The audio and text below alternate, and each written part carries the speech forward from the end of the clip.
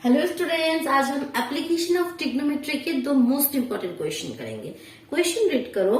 From a point on a bridge across a river the angles of depression of the banks on opposite sides of the river are 30 degree and 45 degree respectively. So यहाँ तक का meaning क्या है?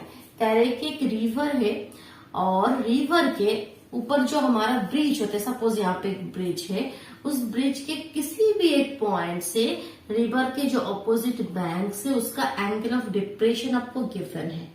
Angle of depression आपको given है, ठीक है।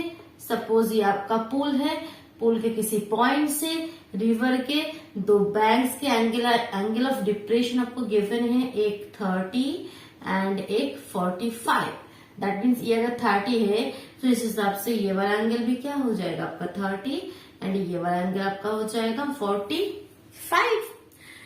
सो देखो नेक्स्ट क्या कह रहा है कि if the bridge is at a height of 3 metre from the bank में से ये जो ब्रिज का ये कितने हाइट पर है, ये जो हाइट ये आपको गिवन है ये 3 मीटर। सो आपको फाइंड आउट क्या करना है, find the width of the river. ये जो रिवर है, रिवर की विड्थ आपको फाइंड करनी है। दैट मीन्स यहाँ पे अगर मैं नेमिंग कर दूं ये ए और ये बी, सो ये ए बी दूरी आपको फाइंड आउट करना है। क्लियर हुआ? पहले क्वेश्चन क्लियर करो। यहाँ पे इस दो पॉइंट पे भी कुछ हम नेमिंग कर देते हैं। Suppose P and D. So P point से ब्रिज के ऊपर के पॉइंट से ये जो रिवर है, रिवर के दो opposite bank A and B के एंगल ऑफ डिप्रेशन आपको दिया हुआ है। ये जो हाइट ये आपको भी गिवन है। रिवर में से जो ब्रिज है उसके जो आपका हाइट वो भी गिवन है। आपको फाइंड आउट करना है ए और बी के बीच में दूरी, that means width of the river. तो किस तरह से फाइंड आउट करोगे, प्रोसेस क्या होगा एप्लीकेशन ऑफ ट्रिग्नोमेट्री में? सो देखो आपको क्या फाइंड आउट करना है, ए बी फाइंड आउट करना है। सो यहाँ पे ट्रायंगल कितने फॉर्म हो रहा है देखो, अगर आप ध्यान से देखोगे, एक पी ए डी एंड एक पी बी डी। ओके, दो ट्रायंगल आपके पास फॉर्म हो रहा है। सो देखो सपोज अगर आप फर्स्ट ट्रायंगल, सपोज पहले triangle in triangle P A D, इस पे हम कौन सा फॉर्मूला यूज कर सकते हैं, tan 30 का। That means P D upon A D, P D upon A D is equal to tan 30। क्यों हमें पता है टीपीबी, बस टीपीबी याद रखना। TPB that means tan theta is equal to perpendicular upon base. So perpendicular PD and base AD. So यहाँ पे क्या हो जाएगा देखो, अगर आप वैल्यू पुट करोगे, पीडी आपको गिवन है 3, एडी तो आपको गिवन नहीं है, एडी को हमने एडी रख दिया। tan 30 means 1/√3। तो ये क्या इंप्लाई करता है, यहाँ से एडी का वैल्यू हम रख देते तो एडी इज इक्वल टू 3√3। यहाँ से हमें क्या मिला, AD is equal to 3√3। Okay, no problem.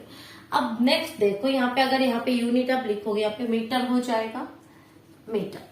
अब नेक्स्ट ये वाला ट्रायंगल देखो, in triangle P B D, इस ट्रायंगल में क्या हो रहा है देखो, in triangle P B D, इसमें भी अब tan 45 का फॉर्मूला लगाओ। तो tan 45 क्या होगा, इसमें भी TPB perpendicular upon base. So perpendicular तो पीडी है, बस बेस चेंज हो गया, बेस हो गया डीबी, बेस हो गया डीबी, ये डी है, P D is equal to tan 45। और tan 45 का वैल्यू क्या होता है, हमें पता है tan 45 होता है हमारा 1। सो पीडी अपॉन पीडी का वैल्यू आप पुट कर देते, पीडी तो हमें पता है, पीडी लिखने की जरूरत नहीं है, पीडी की जगह हम लिख देंगे 3 upon DB is equal to 1। So यहां से डीबी का क्या वैल्यू आया, that means DB is equal to 3। यहां से वैल्यू आया डीबी का 3 मीटर। सो देखो हमें फाइंड आउट करना है ए बी, हमें क्या चाहिए, ए बी। और ए बी का मतलब क्या है, A D plus DB. AD का मतलब क्या है, एडी प्लस डीबी। तो हमने फर्स्ट ट्रायंगल में से एडी निकाल लिया, सेकंड ट्रायंगल के हेल्प से डीबी निकाल लिया। अब दोनों को प्लस कर देंगे, दैट मीन्स 3√3 प्लस 3 अगर कॉमन ले लोगे तो √3 प्लस 1 मीटर। 3 को अगर आप कॉमन ले लोगे तो √3 प्लस 1 मीटर, बस हो गया आपका। बस यहाँ पे आपको लिखना है जिस तरह से कि that means width of the river is equal to AB बोल के अब थोड़ा लिख के क्वेश्चन को कर दोगे। क्लियर हो गया कंसेप्ट किस तरह से लेकर आया। चलो और एक हम इम्पोर्टेंट क्वेश्चन डिस्कस करेंगे, ठीक है। इसको मैं रेस कर रही हूँ। अच्छा लगा वीडियो, कंसेप्ट क्लियर हुआ तो फटाफट वीडियो को लाइक कर दो। अगर चैनल पे नए हैं तो चैनल को सब्सक्राइब करके बेल आइकन भी प्रेस कर लेना। ओके स्टूडेंट्स, सो देखो हम नेक्स्ट और एक इम्पोर्टेंट क्वेश्चन रीड करते हैं। इसको क्लियर कर दो अच्छे से। ओके देखो, सो नेक्स्ट क्वेश्चन क्या है आपके पास। The angle of depression of the top and the bottom of an 8 metre tall building from the top of a multi-storied building at 30 degree and 45 degree respectively। Meaning अच्छे से समझना होगा। The angle of, पहले तो क्या क्या है देखो, एक आपके पास 8 मीटर टॉल बिल्डिंग है और एक मल्टी स्टोरेड बिल्डिंग है। तो हम 8 मीटर जो आपका एक बिल्डिंग ऑफ कोर्स छोटा होगा और एक मल्टी स्टोरेड बिल्डिंग है वो ऑफ कोर्स आपका बड़ा होगा। तो इस तरह से हमने एक बिल्डिंग बना लिया और एक मल्टी स्टोरेज बिल्डिंग बना लिया, ठीक है। तो अब क्या कह रहे हैं कि the angle of depression of the top and the bottom of 8 metre tall building. ये जो बिल्डिंग है ये 8 मीटर है, इसके टॉप एंड बॉटम में से एंगल ऑफ डिप्रेशन किसका, from the top of multi storage building. अच्छा, top of multi storage building के यहाँ इसमें से टॉप में से मल्टी स्टोरेज बिल्डिंग के टॉप में से ये जो आपका बिल्डिंग है इसके टॉप का एंड इसका जो बॉटम है उसका अवनमन कोण, that means angle of depression आपको गिवन है वो क्या है 30 एंड 45। तो यहाँ पे हम बना देते हैं, ये एंगल आपके पास गिवन है 30 और ये वाला एंगल आपके पास गिवन है 45। तो देखो यहाँ से हम क्या लिख सकते हैं, ये एंगल तो हमें कोई फायदा नहीं है, ये वाला एंगल तो हमें जान के कोई फायदा नहीं है, वो एंगल उसमें से हम हमारे काम का एंगल निकाल लेंगे। दैट मीन्स ये वाला एंगल 30 है तो जेड वाला देखो इस तरह से एक अंतर कोण बन रहा है, दैट मीन्स ये वाला भी आपका हो जाएगा 30 एंड ये 45 है, ये आपका 45 है तो ये भी आपका हो जाएगा 45 और ये 30 है, दैट मीन्स इस हिसाब से ये एंगल भी आपके पास हो गया 30। पहले यहां तक क्लियर हो गया 30 और 45 किस तरह से आया।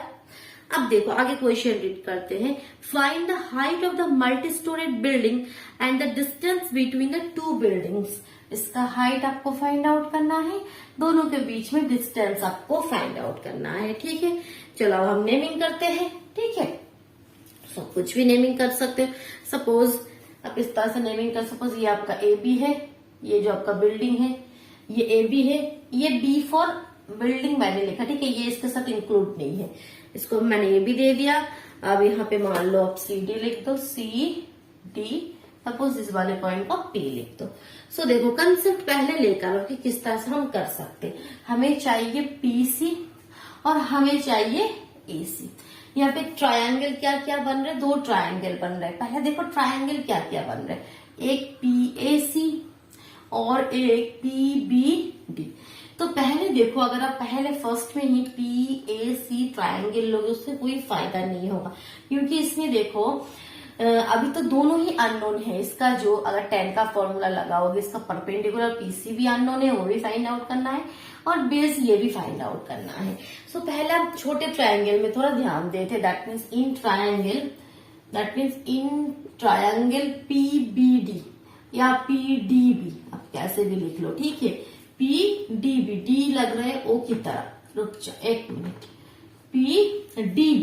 सो PD में आप 10 का फॉर्मूला लगाओ, क्या आ रहा है देखो, PDB में अगर हम 10 का फॉर्मूला लगाएंगे that means PD perpendicular upon base, that means BD is equal to 10 30। Okay, कोई प्रॉब्लम नहीं है। सो यहां से हमें क्या, इस पे भी हमें कोई वैल्यू पता नहीं है तो हम यहाँ पे रिलेशन बना लेते हैं कि पहले तो वैल्यू पुट कर देते हैं। 10 30 का वैल्यू हमारा होता है 1/√3। तो यहाँ पे हम एक रिलेशन क्या बना लिया, BD is equal to √3 PD। यहाँ पे भी कोई फायदा नहीं हुआ, बस हमने एक रिलेशन बना के रख दिया कि BD जो है B D is equal to √3 PD है। अब बी डी जो है वही तो ए सी है, तो यहां से इम्प्लाइज हम लिख सकते हैं कि ए सी इज इक्वल टू √3 PD। कोई कंफ्यूजन नहीं है, ठीक है। सपोज इसको हम 1 दे देते हैं। अब नेक्स्ट ट्रायंगल में आते हैं, triangle PCA। In triangle PCA इसमें फॉर्मूला लगा, इसमें भी tan 45 का फॉर्मूला लगेगा। That means PC perpendicular upon AC is equal to tan 45। tan 45 that means 1।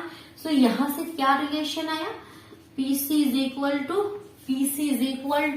AC। PC is equal to AC। अब देखो PC को आप क्या लिख सकते हो, PD प्लस DC लिख सकते हो। PC को लिख दो PD प्लस DC, और AC के जगह आप लिख सकते हो फ्रॉम इक्वेशन 1, AC के जगह हम लिख सकते हैं √3 PD। हमने छोटे वाले ट्रायंगल में से निकाला AC का वैल्यू, तो AC को हम लिख सकते हैं √3 PD, ठीक है। अब देखो यहाँ पे जो DC है, ये जो हमने PC को तोड़ के लिखा PD प्लस DC क्या है, 8 है ना। AB अगर 8 है तो DC भी क्या होगा, 8 होगा। ये तो आपको गिवन था बिल्डिंग का जो आपका हाइट। सो दैट मीन्स इस DC की जगह हम 8 वैल्यू पुट कर सकते, तो देखो यहाँ से कैलकुलेशन करके आपको PD मिल जाएगा।